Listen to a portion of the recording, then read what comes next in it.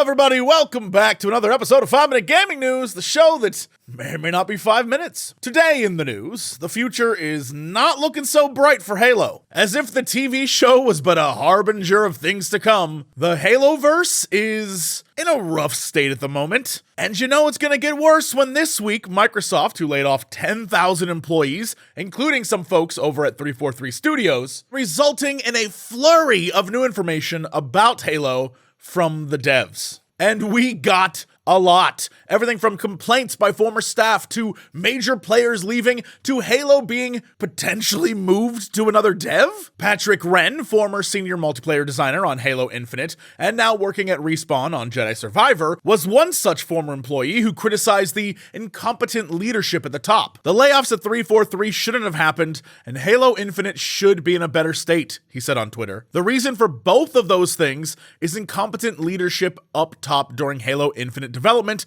causing massive stress on those working hard to make Halo the best it can be. Tyler Owens, another former 343 Industries employee now at Respawn working on Apex Legends, tweeted, "As a Halo fan, I'm really tired of Microsoft business practices and policies slowly killing the thing I love. Between the contracting policies they abuse for tax incentives and layoffs in the face of gigantic profits, executive bonuses, they set Halo up for failure." All of this, of course, coming after Halo Infinite's multiplayer director Tom French left last year, and now Infinite's creative director, Joseph Staten, who was brought onto the team in 2020 to help bring the game across the finish line, announced he was leaving the studio to rejoin Xbox Publishing. And then, over on Game Rant, they've got an article about how 343 may be stopping active development of Halo games, and that's gonna move somewhere else, which I'm sure a lot of people who are Halo fans are probably thankful for, because ever since 343 took over from Bungie,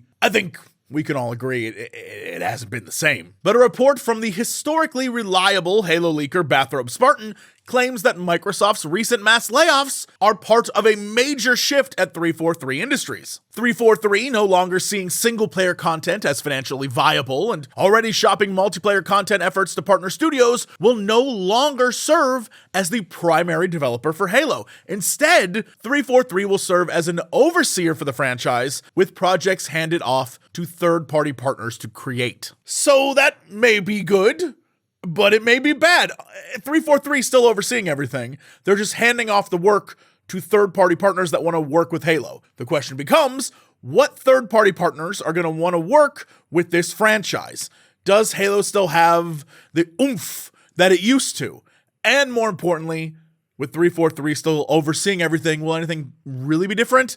Great questions. In news of something entirely different and refreshing and yet somehow still connected to Microsoft, Roche Limit is a brand new point-and-click horror game that, admittedly, I've yet to play, but I am 100% playing this weekend because it is right up my alley and has been hyped up to me for the last few days. And you know what? Now I'm hyping you up. Why? Well, because the entire thing takes place in Microsoft PowerPoint. That's right, you play it in PowerPoint. I'm told it'll take like 25 minutes to play, so it's not going to eat up too much of your time, and it is a very David Lynchian experience. Trippy visuals and audio, just the kind of Jesse Cox experience I love. Speaking of David Lynch, this is what I'm going with. Our very own David Lynch. That's actually kind of apt. It's time for your Cren Minute.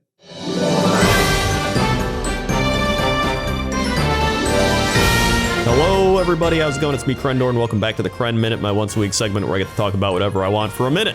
This week, I'm kind of just, reflecting back because it's been 14 years since I started my YouTube channel. And it's crazy to think that because, obviously there's people in high school now that weren't alive when I started my YouTube channel, and just thinking about that and thinking about all the experiences I've had and the people I've met and how much fun it's been, it's been crazy thinking about it. So I just kind of wanted to, kind of reflect back on that for my Cren Minute. And, you get the people that are like, this guy sounds like an idiot, or guy, he's so dumb, right? You get those people, but the vast majority of people are cool. And it's one of those things where I'm just thankful I get to do this. And I'll do it as long as I can. So thank you very much. And that's been my Cren Minute. Thanks again, Crendor. Anyway, that is it for this episode. Thanks so much for tuning in, and I will see you all next Monday for another episode of 5 Minute Gaming News.